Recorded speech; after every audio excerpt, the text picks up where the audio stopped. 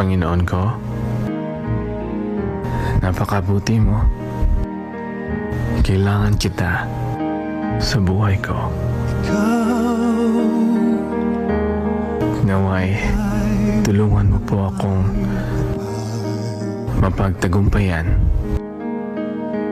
ang lahat ng mga pagsubok at balakid sa buhay ko.